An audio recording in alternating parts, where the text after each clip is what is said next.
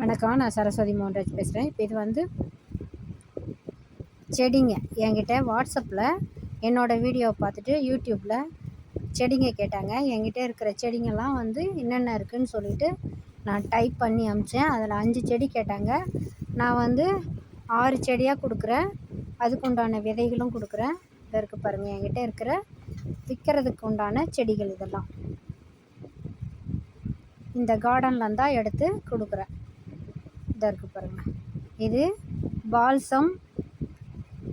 அதுக்கப்புறம் வந்து லெமன் இது பால்சம். அதுக்கப்புறம் உருட்டு பிரண்டை, பட்டை பிரண்டை. இது வந்து லெமன் கிராஸ். இது வந்து அந்த பச்சை சம்பங்கி கொடி.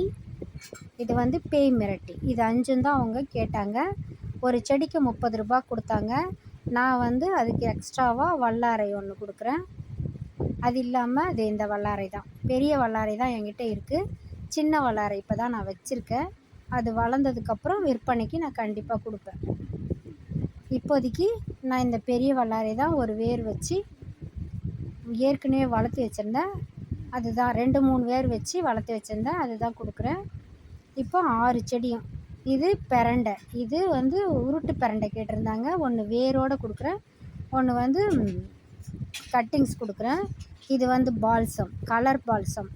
நான் செடி வந்து வளர்த்து கொடுக்குறது பால்சம் வந்து 3 செடி இருக்குது. அதில் அதை வந்து அப்படியே செம்மண் வச்சு தான் வளர்த்து கொடுக்குறேன். அது வந்து ஆரஞ்சு கலர். ஆனால் அந்த கவரில் வச்சுருக்கிறது வந்து 2-3 கலர் இருக்குது. அதனால் அவங்களுக்கு இப்போது கவரில் எல்லாத்தையும் செம்மண் வச்சு வளர்த்து அதுக்கப்புறம் அதை எடுத்து பார்சல் போடுறேன். போடுறேன் பாருங்கள். இப்போ இந்த பிரண்டையில் அந்த கணு வெட்டி கணுக்கு கீழே கொஞ்சம் விட்டுட்டு வெட்டி மண்ணில் செம்மண்ணில் சொறி வச்சாவோ, இல்லை தேங்காய் நாரில், இல்லை தொட்டி மண்ணில் சொறி வச்சாவோ பிரண்டை கண்டிப்பாக துளுத்துக்கும். அதுவும் கொடுக்குறேன். அதில் அந்த மாதிரி 3 கணு இருக்குது. அதையும் வச்சு உள்ள கவருக்குள்ளே இந்த பாருங்கள் செம்மண்ணோட வச்சு அதை நல்லா கீழே உள்ளே இருக்கிற செடி வந்து விழுந்துடாமல் உடஞ்சிடாமல் நல்லா டைட்டாக கட்டி அதை வந்து இப்போது இந்த பாக்ஸ் வந்து எங்கள் வீட்டில் எலக்ட்ரிஷியன் வேலை செய்யும்போது நான் எடுத்து வச்சிருந்த பாக்ஸு.